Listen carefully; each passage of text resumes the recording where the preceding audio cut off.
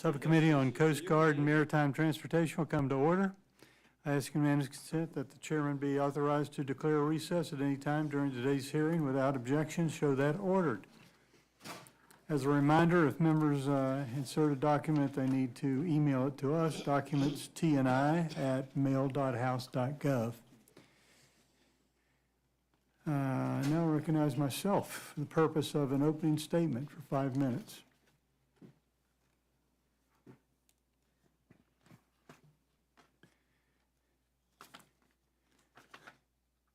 Today we convene to review the fiscal 2024 budget request for Federal Maritime Transportation Program administered by Maritime Administration and Federal Maritime Commission and NOAA.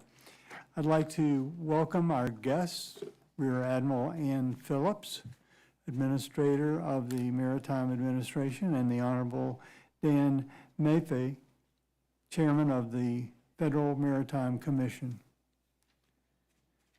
MARAD serves as the agency within the Department of Transportation responsible for promoting the U.S. merchant marine and the domestic maritime industry.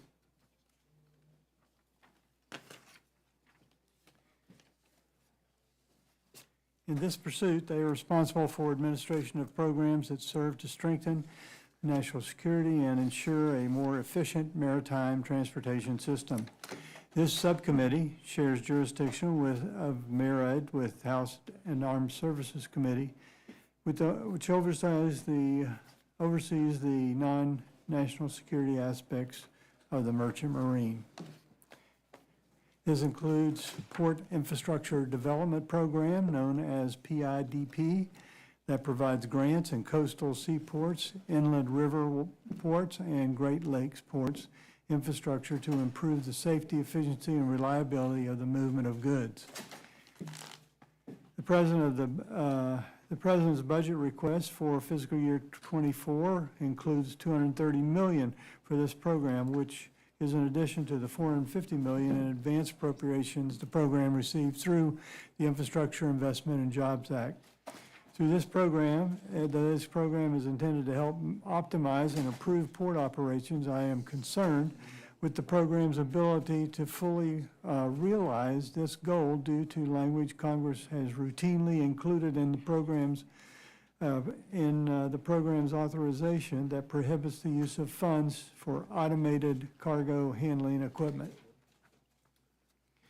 I am concerned that MARAD has included this policy in this notice of funding opportunity for the United States Marine Highway Grant Program, which has no legislative requirement specifying this prohibition. It is unfortunate that we have drastically limited the impact of these programs and have, due to this policy, I look forward to hearing from MARAD on the role automation plays in improving port operations for our nation's supply chains. Additionally, MARAD oversees the permitting process for deep water ports, its sole permitting program. Current applications have experienced very long delays in the processing of applications, and in fact, all 5 pending applications are stalled due to MARAD's convoluted process. I hope we can work with MARAD to ensure that these applications are processed in a timely fashion and as is directed under law.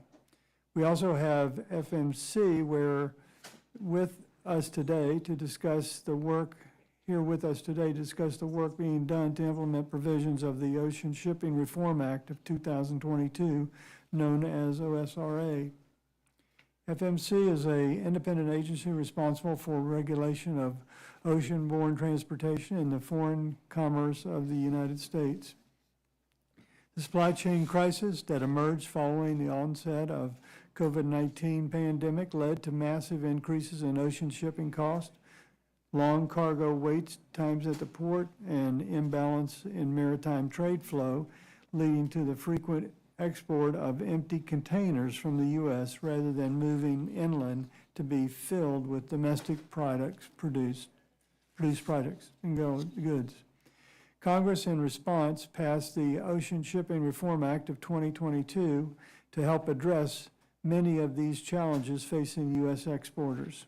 I applaud FMC for working expeditiously to implement the many provisions included in law, unlike the United States Coast Guard, that often fails to carry out the legislative directives of this subcommittee. I look forward to hearing from Chairman Mayfay today from FMC's progress in implementing OSRA. Lastly, I would like to note that though they are not here in person, we also received written testimony from NOAA regarding their marine debris programs. NOAA is responsible for providing support to oil spill response and marine debris prevention, removal, research, response coordination, monitoring, and detection. I thank NOAA for providing us with their written testimony, and I thank our witnesses for being here today. I look forward to hearing from their testimony. I ask unanimous consent that members not on the committee be allowed to participate in the hearing.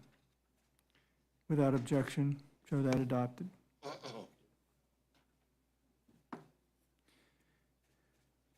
I now recognize Ranking Member Carbajal for an opening statement for 5 minutes. Thank you, Mr. Chair. I'm going to yield to Ranking Member Larson. He has somewhere to go, and it's the Ranking Member, if that's okay.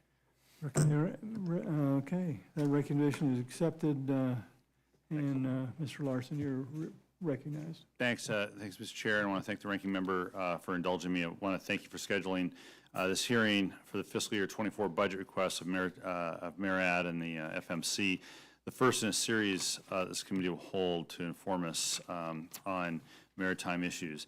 The MARAD's purpose is to promote the U.S. maritime industry while the FMC protects consumers and monitors shipping company practices. Ocean shipping is dominated by foreign shipping companies with U.S. flagged operations comprising less than 2% of imports and exports. The supply chain crisis and ongoing international conflicts demonstrate the need for a robust U.S. maritime presence. The President's fiscal year 24 budget request for MARAD includes a 2% increase and a 14% increase for FMC, both welcomed increases. Under MARAD, this year's budget request includes an increase for the United States Merchant Marine Academy to address long-term infrastructure needs and culture changes around sexual assault and sexual harassment. Investment in the U.S. maritime industry is long overdue, and for years we've faced a mariner shortage as the incumbent workforce ages out and industry struggles to appeal to younger Americans. Admiral Phillips, I do expect to hear how MARAD is promoting the industry and getting ahead of this particular growing issue. I'd be remiss if I did not bring up the work of Admiral Phillips and Deputy Administrator Leslie, the work they've done to address sexual assault and harassment both at the U.S. Merchant Marine Academy and across the commercial industry. Sexual assault and harassment have no place in our society, and every mariner deserves respect and deserves to feel safe at sea. The industry will not grow if workers do not feel safe and welcome. The President's budget includes increases for MARAD's Marine Highway Program and the Port Infrastructure Development Program as well. Infrastructure investments in U.S. seaports and their intermodal connections, both on the land and in the water, provide opportunities to bolster our economy, create and sustain jobs, and enhance our international competitiveness. Strong and sustainable federal investment in seaport-related infrastructure is critical to the economic and environmental health of the United States. Small shipyards are vital to maintaining an industrial shipbuilding base as well, and a U.S. maritime presence while providing rewarding jobs to local communities. As technology evolves and industry invests in the development of alternative fuels, programs like the Small Shipyard Grant Program will be essential in ensuring our shipyards can bring these new fuels and technology online. And despite an increase in authorized amounts, I'm very disappointed the President's budget includes only $20 million for this program, which is the same as last year's budget request. Last Congress, we passed the bipartisan infrastructure law, which included $2.25 billion over 5 years for the Port Infrastructure Development Program, the largest investments since the launch of that important initiative. These grants will bring U.S. ports into the 21st century and provide needed funds to reduce emissions and strengthen the supply chain. Since 2019, over $6 billion have been requested by applicants for these grants, demonstrating the demand for them. Between 2010 and 2019, China invested billions in domestic and foreign ports to broaden its global maritime influence. Economic and national security relies on a maritime power. The government of China understands this, and it's time that we do too. Small ports are part of the lifelines to our local communities and are a critical part of the supply chain that can ease congestion at our large ports. That is why it's so important that we get robust funding in the PIDP. I want to commend Admiral Phillips and MARAD for their work on the BIL funding and look forward to seeing what projects are selected this fall. Last Congress, this committee passed the Ocean Shipping Reform Act of 2022, and under Chairman Maffei's leadership, the FMC has been quick to implement new requirements for ocean carriers and to investigate unfair shipping practices. FMC will require more funding and personnel to fully address the new investigative and prosecutorial authorities that we provided it under law. I'm heartened to see the President understands this and included in the budget request a 14% increase for FMC. Since the passage of OSRA 2022, container prices have fallen, ships lingering offshore have dropped 30%, and FMC has improved the reporting process, leading to an increase in charge complaints from American businesses, one of which resulted in a $2 million settlement over findings that the shipping company knowingly and willfully violated the Shipping Act. These actions are important. Finally, I'll just say the committee has jurisdiction over the marine debris program at NOAA. Through this program, NOAA determines the sources of, reduces, prevents, and removes marine debris from our oceans and to mitigate their impact on marine environment and navigation safety. This is a critical program for the Pacific Northwest, for the Puget Sound and the Salish Sea. I look forward to reauthorizing that as well. With that, thank the Chair and the Ranking Member for the indulgence. I'll be back for questions, and I don't yield any time back because I have none to yield back. Thank you. Okay, well, Mr. Carvajal, you want to go ahead with your... I'm glad to go, but I want to yield to your Republican and as on your side as the next member. I don't want to take advantage. So since you let my ranking member go, I'm okay with your Republican, the next Republican. We only do opening statements for chairman and ranking members. So I could go next? Okay, great. Thank you. I just want to do what's right.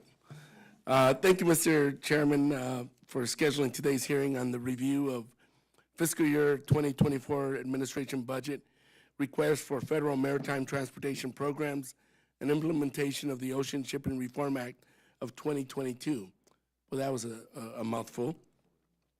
And I want to congratulate you, Mr. Chairman, on being appointed chairman of the subcommittee. Look forward to working with you and finding as much common ground on a bipartisan basis as possible. I look forward to hearing from Chair Maffei of the Federal Maritime Commission, or FMC, and Administrator Phillips of the Maritime Administration, or MERIT as we call it, on the President's budget request and their agency's priorities for the upcoming year. I'm particularly eager to hear from the FMC about its implementation of the Ocean Shipping Reform Act, which passed out of this subcommittee last Congress before becoming law, and how its new authorities will help maintain a resilient and efficient supply chain. I want to remind us it passed in a bipartisan fashion. As the federal agency tasked with ensuring fairness in international shipping, the FMC has key authorities which allow it to safeguard transparent and equitable maritime commerce. As the recent supply chain issues have demonstrated, stability in international shipping is integral to a strong economy. During the COVID-19 pandemic, weaknesses in our supply chain system were amplified as landside port congestion and unfair shipping practices by foreign ocean carriers led to backlogs and price increases, which certainly contributed to inflation. The reforms in our bill strengthen the FMC's authority to investigate unfair ocean shipping carrier fees and facilitate the efficient movement of cargo through U.S. ports. I'm proud to say that since the passage of the Ocean Shipping Reform Act, vessel congestion at ports has decreased dramatically, and the FMC has refunded over $700,000 in undue charges by carriers, or should I say unfair charges. Further, the FMC is currently undertaking a rulemaking aimed at ensuring that exporters are given fair access to cargo space. It is important that the FMC is sufficiently funded so that it can properly carry out these reforms, which will greatly benefit American businesses and the American consumer. I look also forward to learning about Merit's plans to revitalize the American maritime industry, from ports and infrastructure to shrinking U.S. flag fleet to the dwindling of available American merchant mariners. Administrator Phillips and her team have done an excellent job continuing to pursue systemic change to the toxic culture that has resulted in sexual violence at the U.S. Merchant Marine Academy and in the commercial maritime industry. Some of that congratulations is extended to also Lucinda Leslie for her work before the administrator came on. This issue is of the utmost importance, and while our work is not done, I commend both of your leaderships on efforts to make the maritime industry a safe and desirable workplace for all. Merit oversees vital grant programs that fund projects to modernize our infrastructure, including the Maritime Environmental and Technical Assistance Program, META, and the Port Infrastructure Development Program. The President's budget request includes $8.5 million for META, which is a $2.5 million increase over last year's budget. This supports the research, development, installation, and use of low-zero carbon technologies. These technologies are crucial for reducing harmful emissions that protect the environment, especially for port communities where air pollution is statistically worse. Included in this request for META is $1.5 million for the research and reduction of underwater noise, sound from vessels. Underwater noise disproportionately affects marine mammals, such as the whales. Last Congress, I worked with my colleagues across the aisle to include an increased authorization for META and language to address vessel sound. While this request is small, I am happy to see that Merit is prioritizing protecting whales from impact of vessels. The Port Infrastructure Development Program also supports decarbonization projects, which help reduce carbon footprint and build a more resilient, reliable marine transportation system. When we invest in renewable energy like electrification at ports, it creates jobs and adds resilience to disruptions that can occur with traditional fossil fuels, not to mention protecting the public's health. I'm particularly interested in how the Ports Infrastructure Development Program could support the Morro Bay offshore wind project in my district, building out potential port infrastructure to receive and transmit this energy, as well as creating laydown space for shoreside wind turbine staging and operations, is of critical importance that will require a significant investment. Thank you to our witnesses and attendees for their participation today. I look forward to a robust discussion about how the 2024 budget request can support investments in a stronger maritime industry. Mr. Chair, I yield back. That was a mouthful. I'd like to welcome our presenters, witnesses, and thank them for being here today. Appreciate your attendance. Unanimous consent that the witnesses' full statements be included in the record. Without objection, show that ordered. As your written testimony has been made part of the record, the committee also asks you to limit your oral remarks to 5 minutes. With that, Admiral Phillips, you are recognized for 5 minutes for your testimony. Thank you, Chairman Webster. Good afternoon, everyone. Good afternoon, Mr. Chairman, Ranking Member Carbajal, members of the subcommittee. Thank you for your tremendous support for the Maritime Administration, the U.S. Merchant Marine Academy, and the U.S. maritime industry. And thank you for the opportunity to testify before you today. As a retired U.S. Navy Rear Admiral with more than 30 years of military service, I knew before becoming the Maritime Administrator how critical our merchant marine and our entire maritime industry are to our national defense as well as our economy. Now, having led the great MARAD team for just under a year, I can tell you this agency is meeting many historic moments as we work to promote the merchant marine and strengthen all facets of the maritime industry.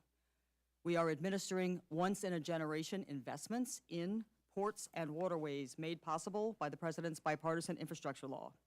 We are also working to advance culture change throughout the merchant marine to help ensure every mariner is treated with respect and has the opportunity to advance on the basis of their skills and professionalism. We're advancing long overdue recapitalization of our aging ready reserve force. The President's fiscal year 2024 budget request of $980.2 million for MARAD is critical to enabling MARAD to carry out this vital work on every front. For example, the request would expand our historic investments in ports, In fiscal year 2024, the third tranche of funding, $450 million, provided by the bipartisan infrastructure law to support the Port Infrastructure Development Program, will be invested in new grants. The President's budget requests an additional $230 million to support PIDP, which would bring the total amount of funding available in 2024 to $680 million. Last year, MARAD awarded more than $703 million in PIDP grants to 41 projects in 22 states and 1 territory. More than 60% of these awards benefit ports in historically disadvantaged communities, and more than $150 million in awarded funding focuses on port electrification to improve air quality. In addition, the President's fiscal year 2024 request will enable MARAD to continue to address the urgent and long-standing challenges at the Merchant Marine Academy, including implementing the many new authorities and responsibilities provided in the fiscal year 23 NDAA. Specifically, funding will support approximately 975 midshipmen and 292 faculty and staff. It will enable us to continue our work implementing the Every Mariner Builds a Respectful Culture program, EMBARC, and help meet the Academy's extensive facility maintenance and repair needs. As you know, MARAD established the EMBARC program in December of 2021 to help prevent sexual assault and harassment during the sea-year program, to support survivors, strengthen a culture of accountability, and improve safety for all mariners. Now, thanks to the FY23 NDAA, commercially operated vessels must, by law, comply with sexual assault and harassment prevention and response standards set by MARAD before they can train Merchant Marine Academy cadets.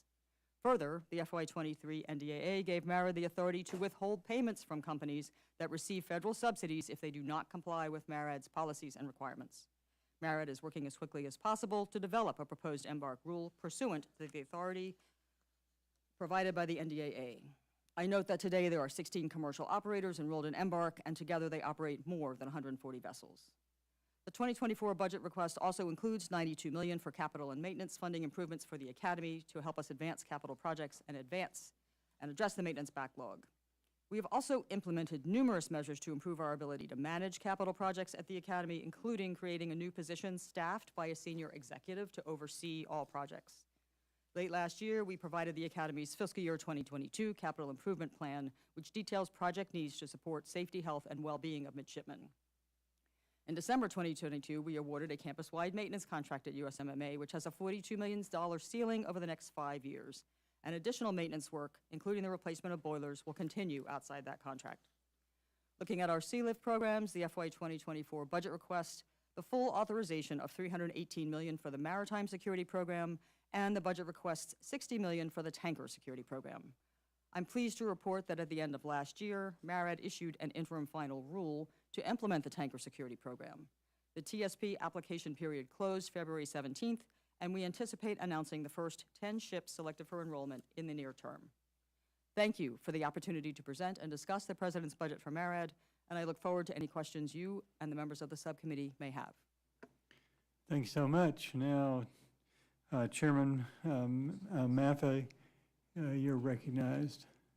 Thank you very much, Chairman Webster, Ranking Member Carbajal, and members of this committee. I appreciate the opportunity to testify today. The last time I appeared before this subcommittee, the international ocean freight transportation system in this country was in crisis. Chairman Webster already pointed out to you the sky-high rates and the fact that ag exporters were being crowded out. And many of you were rightfully looking to the Federal Maritime Commission to take a leading role in untying the knots and mitigating the unfairness that seemed to be plaguing the supply chain. I am pleased to report to you today that the situation has dramatically improved. The ship queues and congestion that overwhelmed the supply chain for approximately 2 years are now gone. Cargo is flowing more fluidly, shippers are having an easier time securing vital equipment, and exports are better able to make their connections to outgoing ships. The cost of ocean shipping has fallen substantially, and for trans-Pacific service is now near pre-pandemic levels. And this rate drop occurred far more rapidly than forecasted. If anything, ocean shipping is now exerting downward pressure on price inflation. Now, no doubt, much of this is a natural result of market forces occurring as the world emerged from COVID. But the Federal Maritime Commission has also played a vital role in promoting fairness to America's importers and exporters and restoring confidence to our ocean supply chains. The intense engagement of the FMC has helped U.S. companies by providing fair arbitration or adjudication of their disputes with ocean container ship companies and terminal operators. Word gets around fast in the freight transportation industry. When America's importers and exporters realized that the FMC could help, there was a huge jump in cases. Our Consumer Affairs Office now handles an average of more than 100 requests for help every month. The FMC is now handling vastly more formal complaints than in past years. The annual number of dockets filed with our secretary has tripled since 2019. We currently have more than 24 active cases, and there's been such a vast increase in cases filed with the Commission's administrative law judges that we now must hire a third judge when just one ALJ was sufficient in early 2020. Now, the FMC's increased potency in assisting American cargo shippers is largely due to the enactment by this subcommittee and then consequently by the whole Congress of the Ocean Shipping Reform Act of 2022. This was the first substantial overhaul of America's international ocean shipping laws in 24 years, and in my view is a counterexample to the cynical view that Congress cannot address problems in a broadly bipartisan way and do so expediently. And I have to note that the two sponsors, House sponsors of the bill, Mr. Garamendi and Mr. Johnson of South Dakota, are here today. As you in Congress did your job, we at the FMC must now do our jobs by implementing the new law to the best of our ability and in the spirit intended by Congress. We have, in fact, made substantial progress in meeting our obligations under the law since the President signed it. The FMC has already 2 landmark OSRA rulemakings underway. We've created a new fast-track process for importer and exporter charge complaints, and we've implemented 7 other OSRA provisions. Now, the Commission is cognizant that it's implementing these important changes at a time when international trade itself is changing. At an ocean freight conference a few weeks ago, General David Petraeus warned that we are in an era of globalization, where geopolitics very much define what's possible in terms of economics, trade, and investment. Managing risk is becoming much more challenging for American importers and exporters when any event or economic issue taking place anywhere in the world has the potential to disrupt America's supply chains. America's international ocean freight transportation system moves more than $1.3 trillion in goods annually and is indirectly responsible for trillions more in economic activity. But make no mistake, this system remains vulnerable. The FMC has learned much from the last several years and is working diligently within our statutory authority to apply these lessons, both in our implementation of OSRA and in our other activities. The budget that the President has submitted permits us to do this, in large part by hiring the professional staff needed to enhance enforcement, sharpen antitrust monitoring, assist more U.S. importers and exporters, and work with public and private sector stakeholders to find solutions to America's supply chain challenges. This has been and continues to be the most intense period of activity in our agency's over 50-year history. We are proud of what we have accomplished, and at the same time, we understand that there is still so much to be done. Thank you.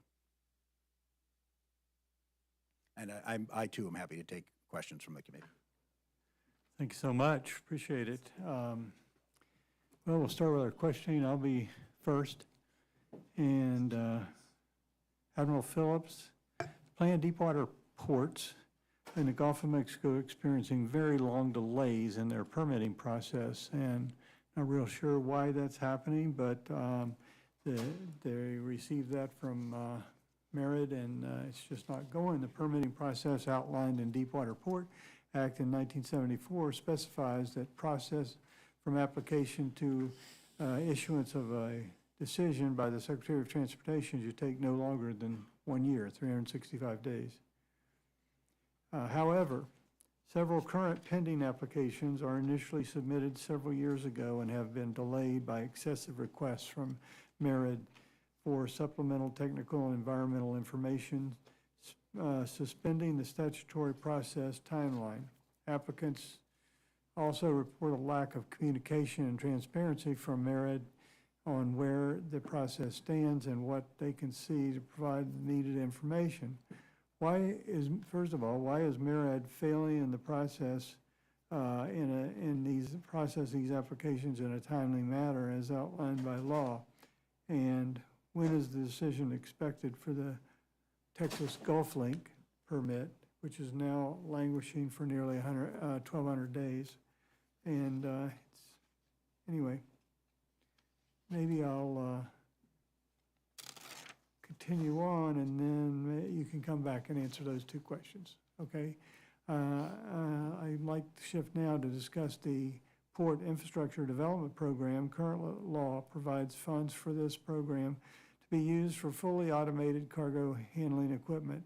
A greater amount of cargoes enters in the ports. Many of the ports and terminal operators are working to optimize and improve operations, including technology and automated systems that have the potential to improve container throughput. At the same time, longshore unions have requested a transition to these new technologies. What role does the automated plan in improving the optimization of capacity to move cargo through the ports? Additionally, why did MARAD include the prohibition of using funds to procure fully automated cargo handling equipment in the notice for funding opportunity for the United States Marine Highway Grant? Program when it is not directed by the legislation. And then lastly, I'd like to address a topic that has been subject of recent news reports. A recent Washington Post article highlighted the potential cybersecurity threat that Chinese manufactured cranes pose to our national security, serving as intelligence gathering devices capable of tracking and movement of goods at the ports. Section 3529 of the most recent NDAA directed MARAD to lead a report on this topic. Are there any early findings from the study or general highlights on the topic that you'd like to share? If you could talk about those, that would be great. Thank you, Mr. Chairman. I'll start with the cranes first. First of all, as you point out, we are tasked within the 2023 NDAA to do a report, an unclassified report on the topic of cyber threat, potential cyber threat related to cranes, particularly those that are manufactured in China. We are to do that report in concert with a number of interagency partners, CISA, Coast Guard, DHS, and others, and we are doing so. We have just begun meeting with all of them, and I would comment that much of the existing reporting and information on this particular problem is classified, and so those reports and those meetings are taking place in a classified environment. So we will continue to produce and work towards producing this report as directed by the NDAA. I think at present our findings are that much more work needs to be done, and consistent with that, certainly you're aware of the broader challenges with anything that is connected to the internet and that is cyber. Sir, if I may move to U.S. Marine Highways and automation, we are under law by the 2023 NDAA required under the PIDP program to report to Congress any aspect of a PIDP application grant that results in a net loss of jobs. And we added that notification, which is included in the PIDP NOFO, to the U.S. Marine Highways NOFO as well to make them consistent with what we believe to be Congress's intent there. If I may continue, sir, on deepwater ports, I realize I have used up my time. We anticipate we will be able to move forward with a record of decision on the Gulf Link project later this year. On the topic of the length of time it takes to implement and execute a deepwater port process to get to a legally defensible record of decision, we find that these are extremely complicated circumstances, and as under the law, we have the authority to put a stop clock on the process if we find that there is missing information from either the applicant or a special request by agencies, and we work with more than 20 federal agencies in completing this process. We do that, we put a stop clock in place to allow applicants to respond. I would take issue with the inference that we do not communicate with applicants. We communicate routinely with applicants, and I would reference in particular the completion of the spot record of decision last November. Prior to completing that record of decision for that particular application, we were meeting weekly with that applicant.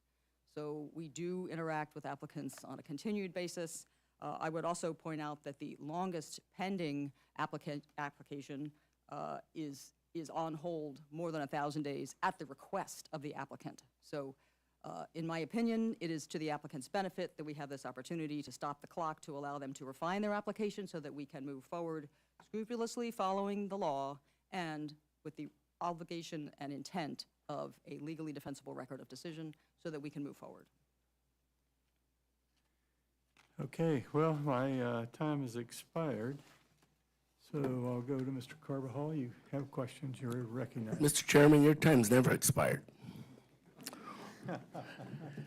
Thank you, Mr. Chairman. Admiral Phillips, I'm proud to have played a role in the passage of the sweeping legislation included in the NDAA last year addressing sexual assault and sexual harassment in the commercial maritime industry, as well as the Merchant Marine Academy.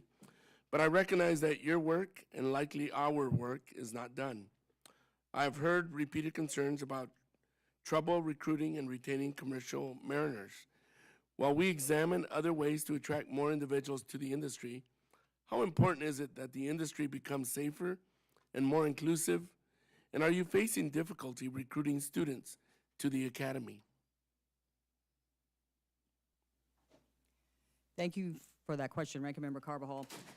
I would say, in the context of recruiting, we are finding the same challenges that many other institutions are finding. Applications dipped last year. They are some better this year.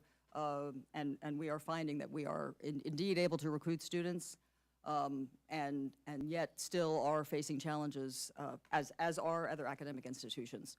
I wouldn't draw any particular conclusions there.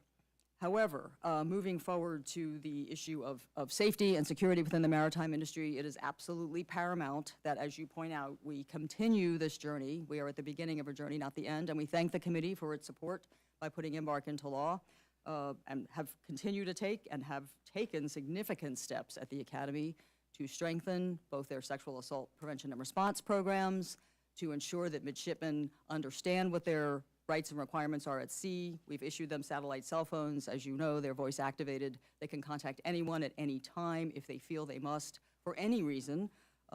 We have ensured that there is an amnesty policy, so people may come forward without fear of any other application being held against them in particular. And I can also say that we have taken the time to explain the legislation with the Coast Guard and others at the Academy, which in a session we held January 23rd with midshipmen, and later that afternoon with the entire Embark certified community. So as you suggest, this is the beginning of a journey. It is not the end. There is much more to be done, and we continue to move forward, and we will continue to move forward, and thank the committee. Are companies complying with the new program? Are they still signing up? Is there still momentum there? As I stated in my opening testimony, sir, thank you again for that question. The 16 operators and companies who are required by law to be in the Embark program are in the Embark program. Thank you. That includes more than 140 vessels. Thank you very much. Admiral Phillips, we know the impact that the Port Infrastructure Development Program will have in reducing emissions in and around the ports, as well as providing low and no emission fuels to vessels. There needs to be a new development and infrastructure of landside facilities, like the Morro Bay project in my district. If we are to meet President Biden's 2030 decarbonization goals, what is the potential impact of PIDP-funded projects on offshore wind deployment? Thank you for that question, Ranking Member Carbajal. Sir, as you may be aware, in last year's BIDP grant awards, there were at least 4 projects that were related to offshore wind deployment, totaling almost $100 million in grant responses. We expect more applicants this year will be tied to offshore wind development, and we look forward to reviewing those applications and helping to move them forward. There is certainly considerable potential within PIDP to facilitate additional capacity in supporting offshore wind. Thank you. Chairman Maffei, among other things, the Ocean Shipping Reform Act tasked you with several difficult rulemakings. Can you report on the progress of those rulemakings, including the unreasonable refusal to deal or negotiate rulemaking? Are you confident that they are going to result in a more equitable and transparent maritime supply chain? In response to heightened federal attention, as well as passage of OSRA, have carriers taken action to ensure a level playing ground for U.S. exporters? Yeah, so just in general, I think the two, we've done a number of rulemakings in line with OSRA, but the two major ones that I call landmark rulemakings are the one to refine our detention and demurrage billing rules, to take the precedent already set by the Commissioner Rebecca Dye authored interpretive rule and apply that basically put more leaves on that tree. That one is, we're working now on the final rule for that.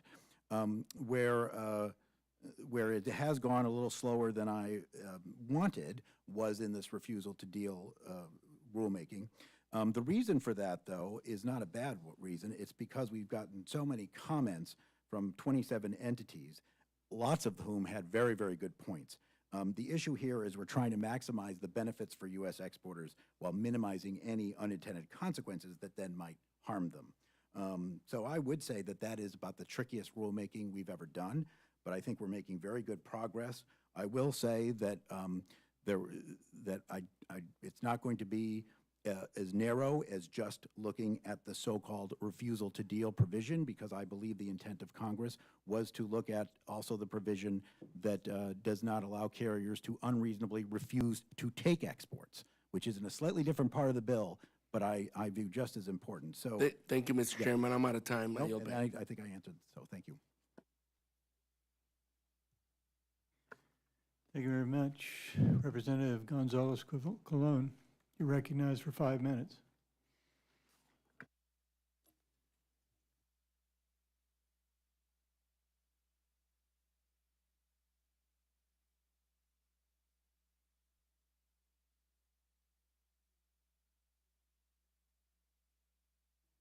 Back in the ports in Puerto Rico, thanks God it's already been solved. I just want to take the opportunity to make a point that MARAD and the U.S. flag fleet has been an important partners for Puerto Rico and in support of Puerto Rico for the regular service of our Jones Act carriers provide stability and reliability to Puerto Rico supply chain, both for consumers and for industry. And the U.S. domestic shipping fleet is a vital asset for our nation, but is our main source of goods on the island. So I'm proud that I say that I support this industry and I will continue to do so. I got a question for Admiral Phillips. And it's an issue we saw during the last weeks in Puerto Rico, and I want to bring the issue of security within our maritime transportation system. Last week, U.S. Customs and the Coast Guard at the Port of San Juan detained 18 illegal migrants who had stowed away aboard a container barge arriving from Jacksonville, Florida. As the vessel approached San Juan, 16 of those people jumped and attempted to swim ashore, and they were rescued by the Coast Guard at the time. Then when custom agents searched the barge, they found the remaining 2 migrants and 25 pounds of cocaine and a firearm. Custom officials told the press that they suspect the migrants scrambled aboard as the vessel passed waters of the Dominican Republic on its way to Puerto Rico. While the investigation is ongoing to determine exactly what happens, it raised questions about vulnerabilities and security risk if 18 people were able to jump on board of a barge traveling between 2 U.S. ports, supposedly undetected. So my question will be how the U.S. Maritime Administration works or coordinate with law enforcement partners and private sector stakeholders to address or mitigate security issues within our maritime transportation system, and how this fiscal year budget requests may help support those efforts. So thank you, Congresswoman Gonzalez-Colon. It's very nice to meet you, ma'am. I am not aware of the situation you are describing, and I find it alarming. What MARAD would do in such a circumstance, knowing that the Coast Guard has been involved and Customs has already been involved, is ascertain the details and more than likely put out, which we do routinely, a notice to our fleet, to our U.S. flag fleet, through our security, our very modest security department, to ensure that our carriers are aware of this circumstance and the events surrounding it, as a warning to them that they should be prepared for such things and going through with them how they could report it and the kinds of things they should do to prepare to prevent such an action in the future. What happened in San Juan is not the first time that happens in Puerto Rico. I don't know if we do have more cases like those in the rest of the nation, that you are aware. Do we have more cases like that? I'm certainly aware that we have had cases long-term, based on my Navy experience with such activities, but I would take that question for the record, ma'am, if I may, and certainly we will investigate and do what's within our authorities to make our U.S. flag fleet aware and make sure they are very vigilant in response. Thank you, Admiral, and thank you, Chairman. Mr. Chairman, I just want to introduce for the record a statement from the President of the National Association of Waterfront Employees for this fiscal year budget request, just to be on the record, if you allow that. Without objection. Thank you. I don't have any further questions. Thank you, and I yield back. Mr. Garamundi. Thank you, Mr. Chairman, and Ranking Member Salute. I want to thank you and the committee for the success we had last year in this committee with the passage of the Ocean Shipping Reform Act. I noticed you waved on my colleague in that process, Mr. Dusty Johnson, and I thank you for doing so. Chairman McFahey, you gave credit for the significant decline to many things. Dusty and I think it's only due to the Ocean Shipping Reform Act. So you'll understand that. But like every piece of legislation, there's always more to be done. The actual legislation that passed this House was modified in the Senate, leaving out some very important elements that Mr. Johnson and I intend to try to add and into the legislative process this year. And so one of those, Chairman McFahey, has to do with your authority to actually carry out the orders that you have, that your administrative law judges are working on. Your agency seems to be the only independent agency in the entire federal government that does not have the authority to implement its decisions about unfair practices. Certainly, we can go down through the Federal Trade Commission, the Securities and Exchange Commission, on and on. Every one of these independent commissions has the authority to do so. However, when your team decides that somebody is acting unlawfully or contrary to the law, you've got to go to court to get an order, rather than the other way around, giving an order, and then if the party doesn't like it, they can go to court and try to overturn your order. We've received a letter from two of your commissioners, Max Vekich and Carl Betzel, asking Congress to right this wrong and to modify the Ocean Shipping Reform Act so that you actually have the authority to implement the decisions that you have. So my question to you is, do you support your other two commissioners and this effort to try to modify, improve last year's law? Yeah, Congressman Garamendi, I do support it, and I would say that even if the two commissioners in question weren't sitting imposingly behind me. Well, they are big men, but whatever the motivation, we appreciate your answer. Also, I note that this bill is supported. Mr. Johnson and I will carry this bill through, hopefully, success and to the President.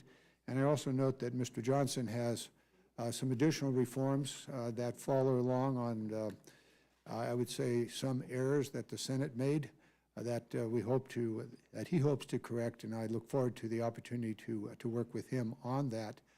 I wanted also to go to the issue of the sexual assault, Admiral. That's been covered extensively by my colleagues, and I want to therefore just bring to your attention the ongoing issue that MARAD has to keep its ancient ships floating.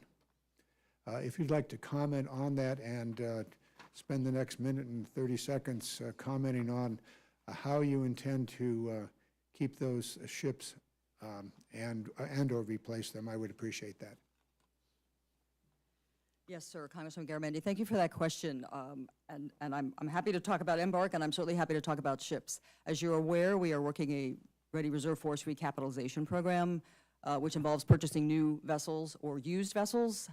In particular, used vessels. We've purchased 2 and are in the process of concluding a purchase, which we have notified Congress of, to bring in 3 more. These vessels will be coming on board later this year, and we will be working on flagging them in. As you're aware, during the 2023 NDAA, we were authorized a new build program. However, that program was not appropriated. I would offer that in the context of recapitalizing the Ready Reserve Force, it's an all-hands-on-deck evolution. The ships are aging, as you point out. Maintaining them is more costly, and buying used is very expensive as well. So every opportunity that's possible, I think we should take. Thank you. In my remaining 25 seconds, we will be bringing to this committee what we call the National Maritime Security Program, which is a program that's built upon some of the policies we already have in place, so that the Jones Act fleet, some of those ships could be militarily useful if they were modified or built in the future to be militarily useful. In that way, we might be able to provide the necessary logistical support that the Navy or the military would need should anything occur in the Pacific. So we'll get more of that to the committee in the days ahead. Thank you very much, Mr. Johnson. What a pleasure to see you. Thank you. Mr. Andrew, you recognized. Welcome to the House Subcommittee on the Coast Guard and Maritime Transportation. Today, my remarks and questions will focus on this administration's, what I believe is a dangerous rush to industrialize our oceans with offshore wind. To paint a picture for my colleagues, the proposed offshore wind project leases are over 2 million acres in size and include over 3,000 wind turbines, each over 1,000 feet height.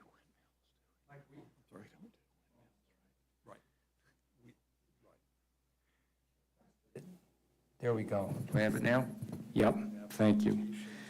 To paint a picture for my colleagues, the proposed offshore wind project leases are over 2 million acres in size and include over 3,000 wind turbines, each over 1,000 feet tall. The straight words are, we've never seen anything like this before. Of concern to this subcommittee should be the effect of the maritime supply chain.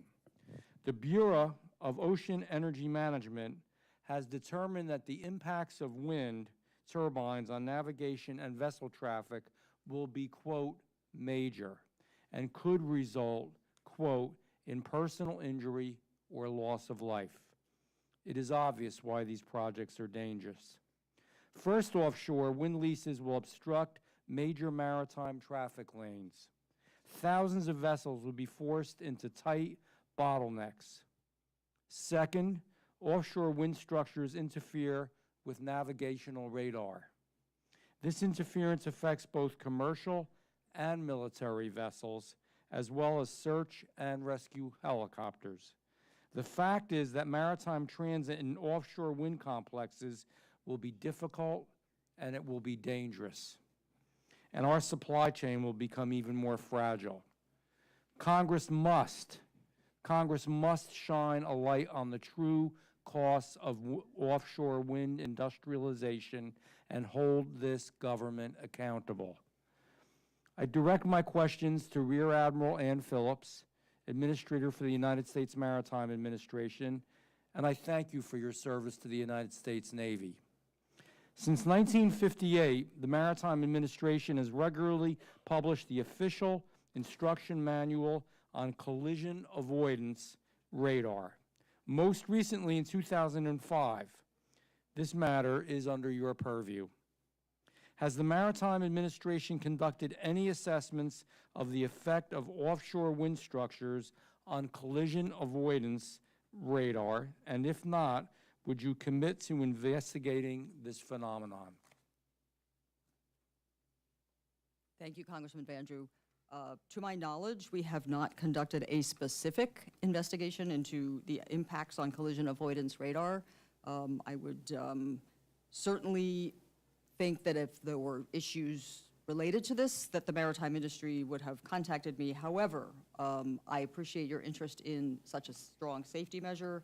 and we will work with our fellow interagency to And see what we can do. I will just remind you that it's a little tough sometimes in the maritime industry, and they have mentioned it numerous times. You've been a vocal advocate of the offshore wind industry in your official capacity as maritime administrator. Before this job, and I don't mean to be tough, just questions, you worked for Birdshaw Associates, a consulting firm with connections to the wind industry going back a decade. Is that correct? I did work for Birdshaw probably more than a decade ago. Yes, sir. Okay. You then served as a member of the advisory board for the Center for Climate and Security, which has received substantial funding from left-leaning political action groups and undisclosed donors. Is that correct? It is correct that I served on the board of the Center for Climate and Security. Okay. In your time as a civilian, did you receive compensation to consult or advise on any matters related to wind energy? I did not. Development, onshore or offshore? I did not. Okay. So let me just say to the people that are here, and I know I don't have a lot of time left either. I live on the East Coast, obviously. It's what's called the Jersey Shore. We now have along the East Coast 25 dead whales. We have dozens of dead dolphins. We've never seen anything like it. We have thousands upon tens of thousands of people now who on the coast, whether it be Florida, whether it be New Jersey, whether it be New York, do not want these wind turbines. There has been much proof that they are actually going to cost a great deal of money, that people's utility rates are going to go up, it's going to cost them more, that it's dangerous to the environment, it's dangerous to the cold pool, which is a very environmentally sensitive area. It's dangerous to all this wildlife. The fishermen are against it. It's dangerous to the fishermen, and I would maintain that it is also dangerous for the maritime industry. We're fully involved with this. We just had a hearing, actually in district. I guess it was about 10 days ago now, I'd have to check, but it was recently. We had so many people there, so many folks concerned, we couldn't even get them all in the convention center. So I would tell you that, quite frankly, you're going to hear more from me, and you're going to hear more from people like Andy Biggs and a whole bunch of other folks who are real concerned about this issue. Many other congressmen have concern, and I wouldn't want this committee, which I sit on, to be in a vacuum and not realize the serious, serious concerns that there are out there, and this must be investigated. Thank you.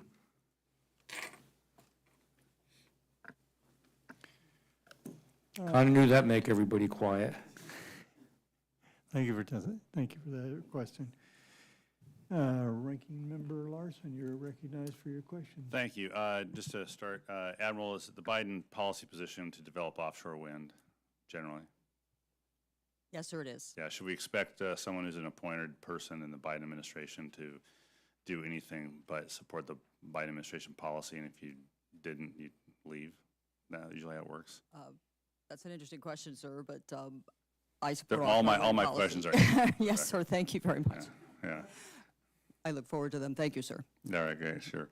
And I think everyone should expect to hear a lot of support for offshore wind as well. And so I look forward to doing that. However, this is about your budget and about FMC's budget and the marine debris program. And I do have a complaint about the administration's $20 million request for the small shipyard grant program. If the administration put the fully authorized amount in the budget, based on your past experience, Amerit's past experience, would there be $30 million worth, at least $30 million worth of awards in the small shipyard grant program? In other words, is it oversubscribed? Congressman Larson, all of our grants are oversubscribed. I care about the small shipyard grant program. It is oversubscribed. It is Yes. oversubscribed, yeah. So the fact that they've put in $20 million in the budget and we authorized 30 is telling me that we have an opportunity here in Congress to fix the mistake that the Biden administration made with the budget, in my view. I want to make that point clear to the folks listening in TV land, because this is a program that helps a lot of small shipyards in my district and in my state and throughout the country. So I look forward to moving forward on that. But I want to turn to Chairman Fay about your agency's budget, about the commission's budget, that is. We've given a lot of new opportunities and responsibilities with OSRA 22. How much of that budget is going to be put into implementation of that versus your basic budget that maybe you had a backlog in technology investments, or you had a backlog in X or Y or Z? How's that split up generally? That's a good question, and I will want to submit a written Yeah, it'd be great. a written answer to you, but I will say, just generally speaking, almost all of it goes to professional personnel, and all of our professional personnel are involved in implementing OSRA. There's so many different provisions, and we are learning how to walk and chew gum at the same time. We are not putting off anything while we figure out one thing. Everything is being done simultaneously. There are a couple of things that we do need to address in order to implement OSRA, but also to do other things. For instance, a lot of our IT equipment and software, frankly, is outdated. We need to freshen our website. We need to freshen our a number of those technological intersections, and also make sure that we're not vulnerable to any sort of cyber attacks, et cetera. So there is some, but by far, most of the budget goes into personnel, mostly economists and lawyers who know a lot more about the maritime industry than I want to know, but do a great job and will help us to implement OSRA and also to do our other activities. That's great. I just will put a note in for the marine debris program since that's on the agenda, but we got the written statement in. Again, I'll just underscore how important that is. How important a program that is to the Pacific Northwest, to the Puget Sound, to the Salish Sea, and having a funded marine debris program is important for us there.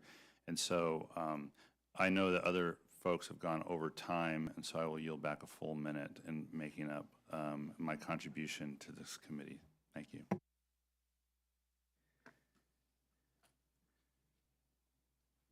Representative Babin, you're recognized. Thank you, Mr. Chairman. I want to say thank you to our witnesses. It was good to talk to you, Admiral, on our call yesterday as well. Thank you you both for being here. The U.S. maritime industry keeps our nation's economy running without question. If you doubt that for a minute, just come down to Southeast Texas, the greater Houston region. Look in my district alone. We have some great ports there, including the #1 port by tonnage in the country, Port of Houston. The Houston Ship Channel is busy day and night, a conduit for shippers to send and receive goods and services all around the world. Despite that importance, many folks, in fact, I think most of our country did not understand just how big an impact this movement of goods was. However, COVID brought new attention to this space, putting shipping issues and supply chain challenges right smack in the limelight. And even as we've heard so much about supply chain issues and the need to improve the status quo, I've heard horror stories about dealing with red tape in the maritime industry. This hurts Texas more than any other state, especially when it deals with energy export projects that are being held up. So Rear Admiral Phillips, this question is for you.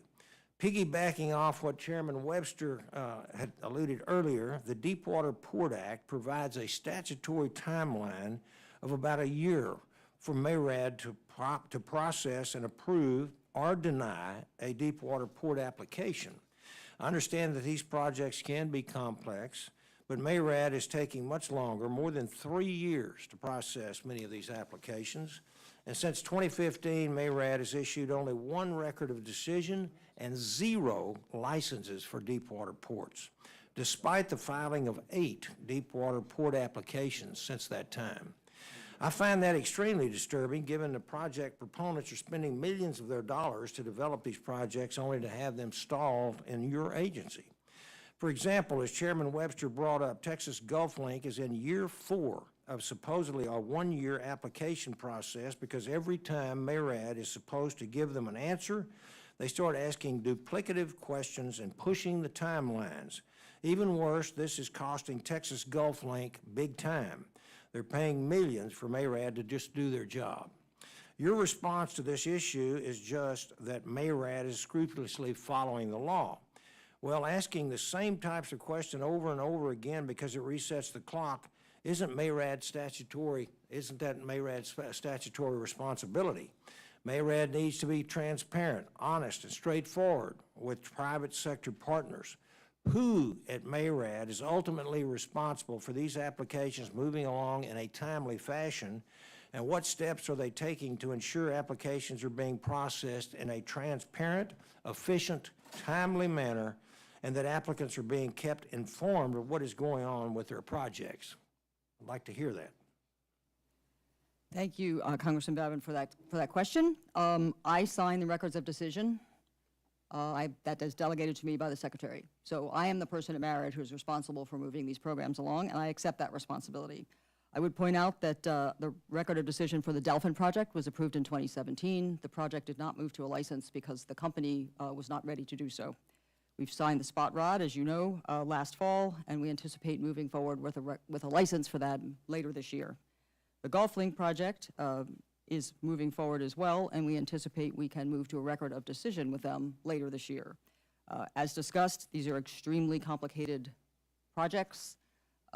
We work very hard, and I will state again, we are transparent, and we do work with the companies on what the requirements are that we need from them to move forward, and that the stop clock actually helps them provide what they need so that this process can continue and we can reach a legally defensible record of decision. Well, I'm not sure they're very appreciative of the stop clock. And why would you have duplicative questions and asking the same questions over and over again, and then the clock starts all over? I don't have examples of the duplicative questioning, but this is something that I've heard from several of these companies. Yes, sir, I would take that for the record. I don't know of duplicative questions, and we rely on the applicant to respond to us once questions have been asked for them and a specific issue has been provided to them. Okay, how much time do I have left? 5 seconds. 5 seconds? Well, sorry, Mr. Maffei, I'm not going to be able to get that in 5 seconds. All right. Yield back. I appreciate the congressman not asking the question and then having the time expire. Representative Peltola? Thank you, Mr. Chairman. Oh, good afternoon. So I'm very pleased to be on this subcommittee. Coast Guard is critical in Alaska, and so are the maritime trades and maritime transportation. We mostly fly in and out, but most of our cargo comes in by barge, so thank you for the work that you do. As the Arctic warms and as our Bering Sea, Chukchi Sea, Beaufort Sea are ice-free so often, we've seen a real dramatic increase in vessels traveling in the Arctic. And this is going to provide a lot of opportunity, but it is also providing challenges to communities and stressors that we haven't seen before. And I was just wondering if the commission and the administration could speak to how some of the things that you're looking at in this regard. Thank you. Yeah, as far as the commission is, we monitor such, anything like the trade lanes, if trade lanes are opening up through the Arctic, but we don't have any jurisdiction over that particular area, so.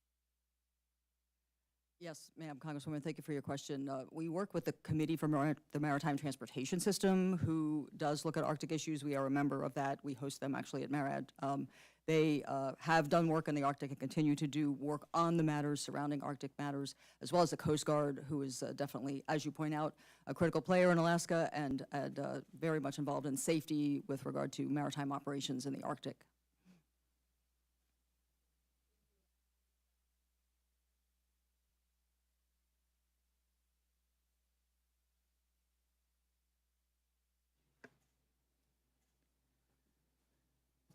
Maybe I could yield my time to the gentleman from Texas to ask his question.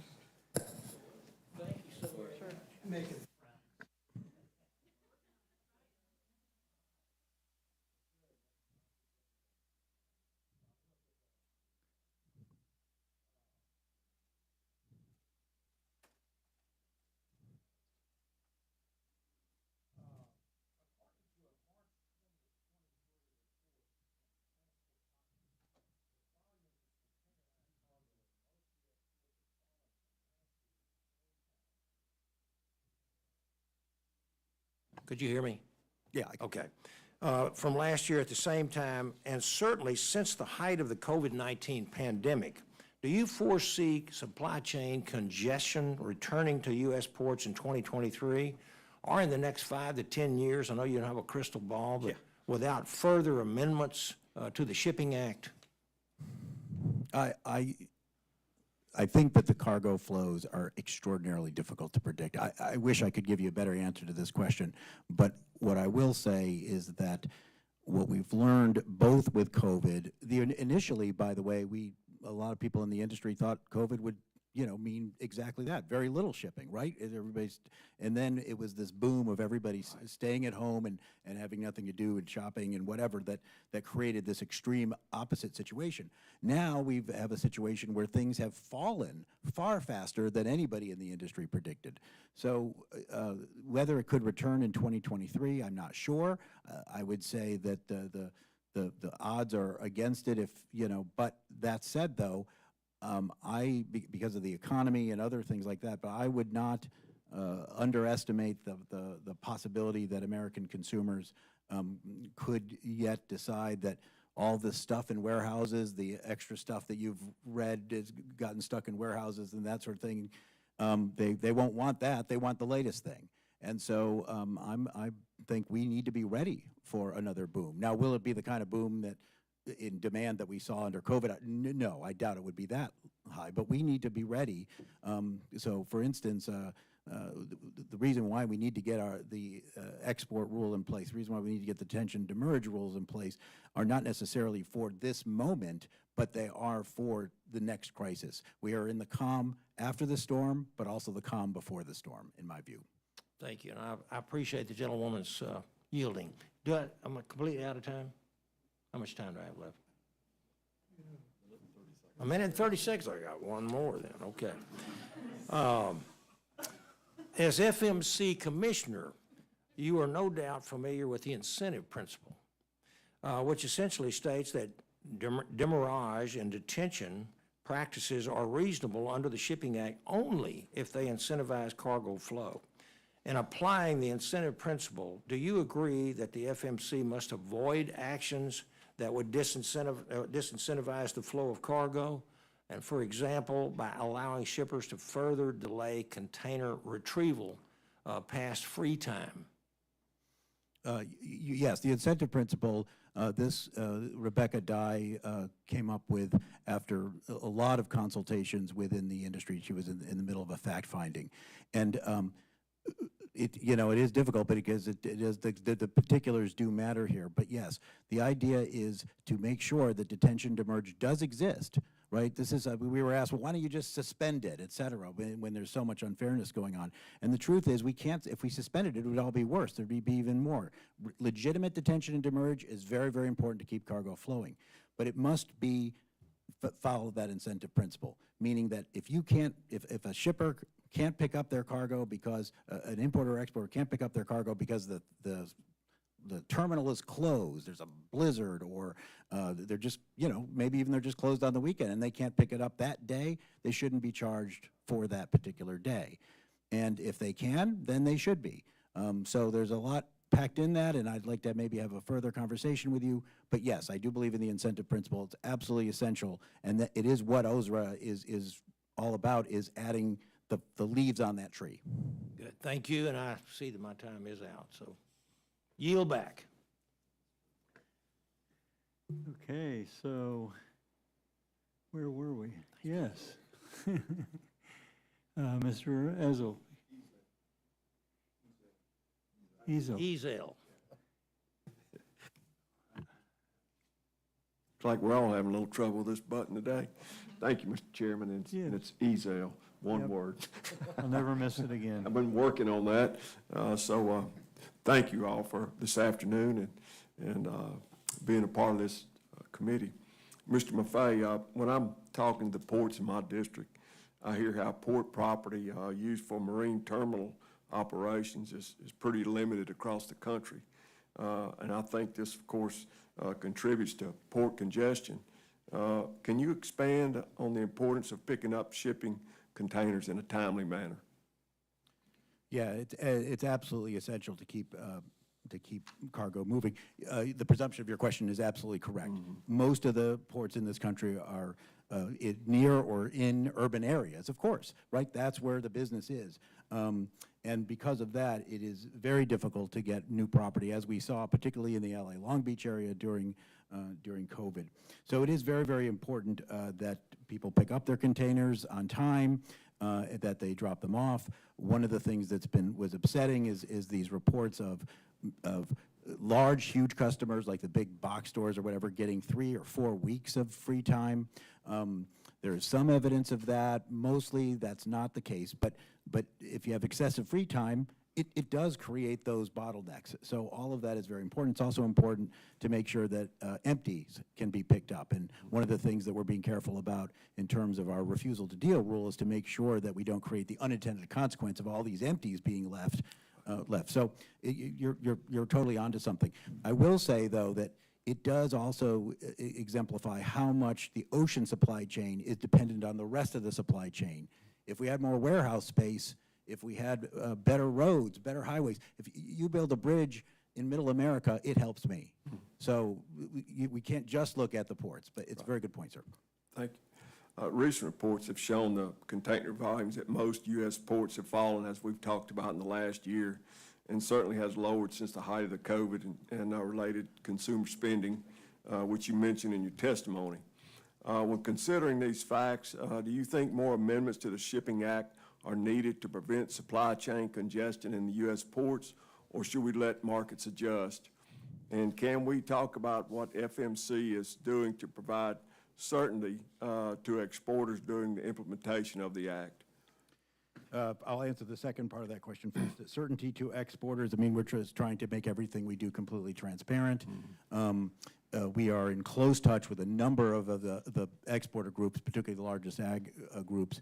And, you know, there's some disadvantages to being a 5-appointee commission. There are a lot of advantages, and one of those advantages is all of us, one way or another, have hit the road and gone out and spoken to a lot of these groups in various, and if the group is meeting in your district, we're happy to come there too, because it's very important. It's a huge industry, affects everything, but it's actually in some ways a very small industry. So we've been trying to do that as much as we can. In terms of additional amendments, I mean, I feel a little bit like my daughter does. I have an 8-year-old daughter, and she eats a bowl of Cheerios every night before bed. But I'm trying to get her to bed, right? So she's halfway through the bowl of Cheerios. I'm like, well, what else do you want? What other snack do you want? We're still eating the Cheerios in the first act. It doesn't mean that we might not need something further. There's a lot of stuff. There's certain court decisions that might come down. There's certain other kinds of things. But it does make it such that I think my biggest focus is to implement what you've already passed, sir. Very good. So it's fair to say that you agree the FMC must avoid actions that would disincentivize the flow of cargo. Absolutely, that's the trick, right? Yeah. Figuring out what those actions are. Well, I'll tell you, in Mississippi, in the Port of Gulfport, we've got real good roads that go right to I-10. So if the Port of Houston gets too backed up, we got plenty of room over there in Gulfport. I was at the Port of Gulf. That's right. I was at the Port of Gulfport just before just before the pandemic, and you're quite right. Our Gulf ports, by the way, a lot more traffic is coming to them. Some of that, there's speculation, it's the labor issues on the West Coast. I think that may be a small part of it, but a lot of that traffic is going to stay because of improvements that the Gulf ports have made, improvements in the Panama Canal, and frankly, the change in where the cargo is coming from, more cargo coming from Southeast Asia and India. Thank you. Mr. Chairman, I yield back. Thank you. Thank you. Okay, Representative Skolton. Thank you so much. Thank you, Chairman Webster. Thank you, Rear Admiral Phillips. And thank you, Mr. Maffei, for your incredible testimony today and answering our questions. This question is for Rear Admiral Phillips. If we can turn back to Embark briefly for a moment, and I want to thank you for your, again, your extensive testimony on this already and answering all of our questions. But there's a specific portion that I wanted to ask about. Embark included both near and long-term requirements on shipping companies. And we have some information about some of the near-term requirements, the short-term requirements, but how are those companies complying with some of the longer-term requirements like video surveillance and master key controls and the like? Congressman Schulten, thank you for that question. As you pointed out, there are things that it will take companies some time to move forward with. The specific items that you mentioned, key control, cameras, and other security matters are now also in the Coast Guard Authorization Act from 2023, and Coast Guard will be developing processes for them, and there is a time frame under which those actions must be implemented, so that companies do have some time to implement these. They were a part of MBARC, and we are seeing companies take action on their own now, which I find heartening. I should also note that we have a rulemaking required under the NDAA for MBARC, which we are proceeding with expeditiously. That will not impact things under the Coast Guard Act, but it will help us put our processes in place for MBARC more thoroughly so that companies can follow those as we move forward, in particular as regard to any actions we might take to withhold payments should companies not be in compliance. Just as a follow-up, in terms of the time requirements for complying, do you think they're sufficient to give the companies enough time to fully comply, but also timely enough to ensure that they're taking appropriate and prompt action? Thank you, ma'am. I think they are appropriate to the circumstances, and again, we are seeing companies move out in advance of that, so with optimism, they won't need the full amount of time to move forward. And we thank them, I would say, for their actions in response to this. That's wonderful. That is heartening to hear. Thank you so much. I yield back the remainder of my time.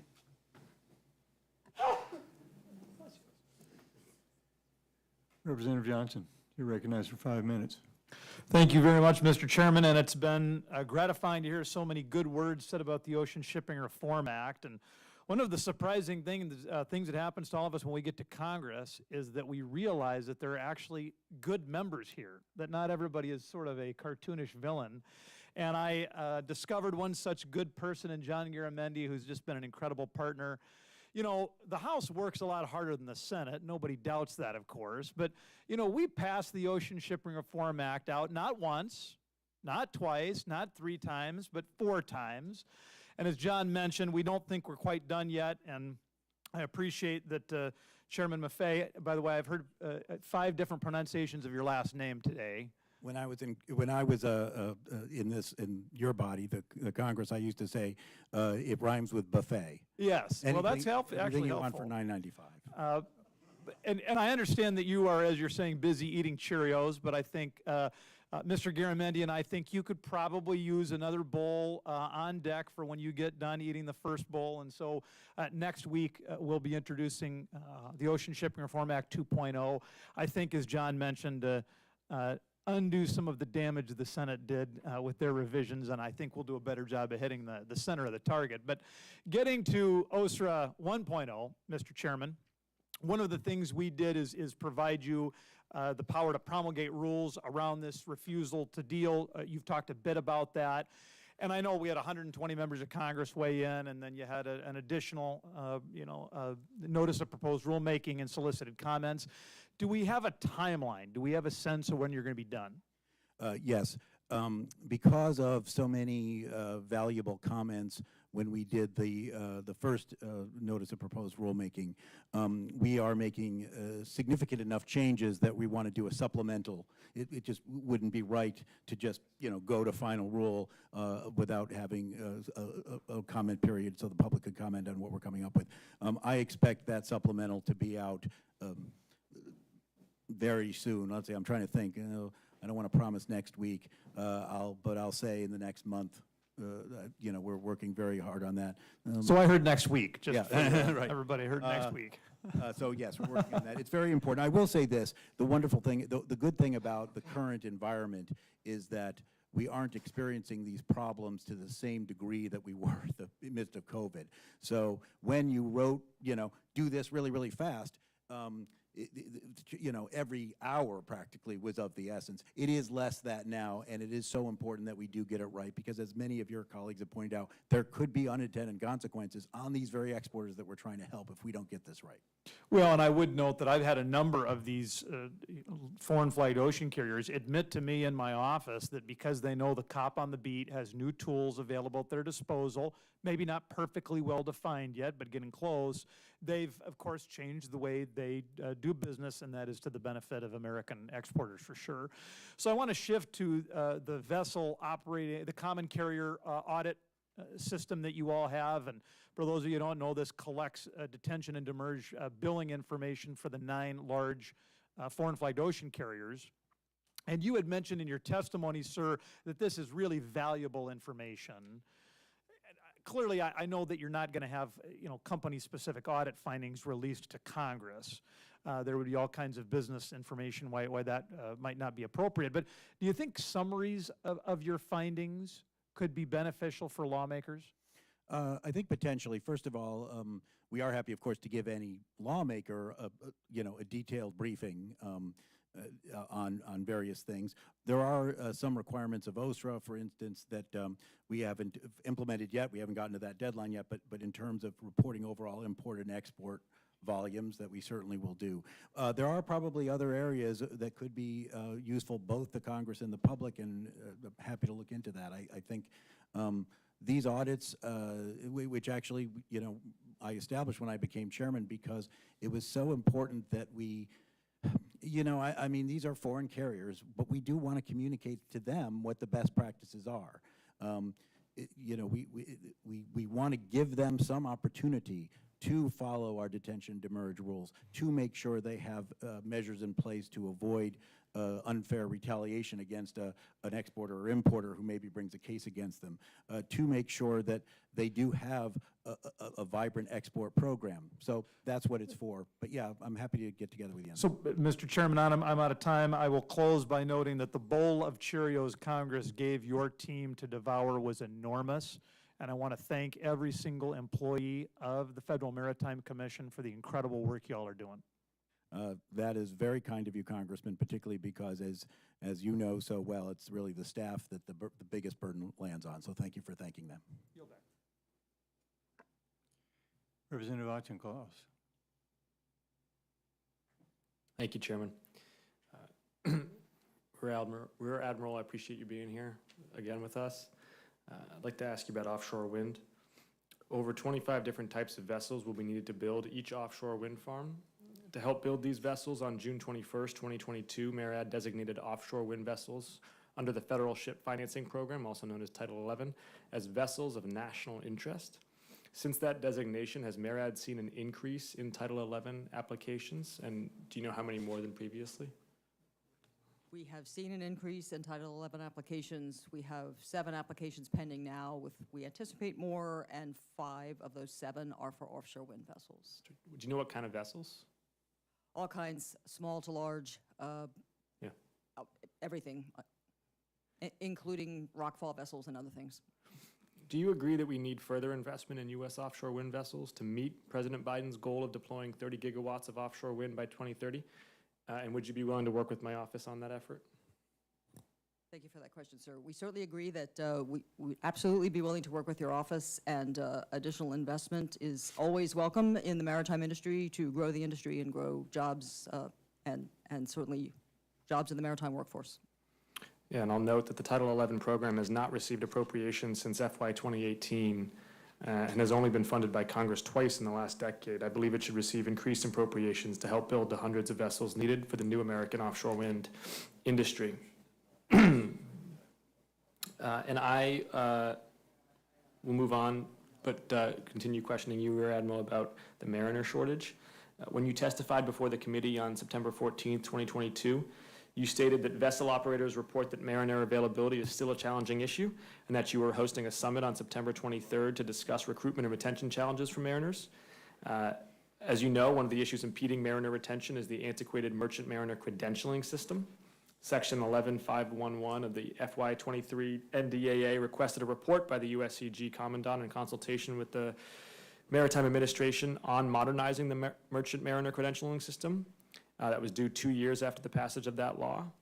How is Merit helping modernize the merchant mariner credentialing process, and have you started to work on this study? So thank you for that question, sir. The credentialing system belongs entirely to the Coast Guard. We work closely with them on this particular matter, and the challenge for them, of course, is the system was built to manage credentials and not to be searchable. So what would be helpful to us is a database that and to the Coast Guard as well, where we could search and to understand how many qualified mariners we have and what qualifications they actually hold. It is not possible to ascertain that querying their database right now. Much of it's on paper. Well, this is why we asked the USCG to consult with you as they were doing it. Have they been consultative? We are working with them on this issue. It's a very common topic of discussion with the Coast Guard. And I would add that they are working very hard to solve this issue and come to a resolution.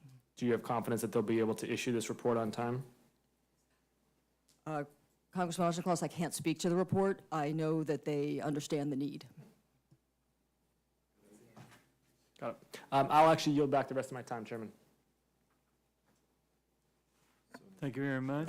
So we have maybe another round here with Representative Garamendi. You don't want? Okay. Done. There you go.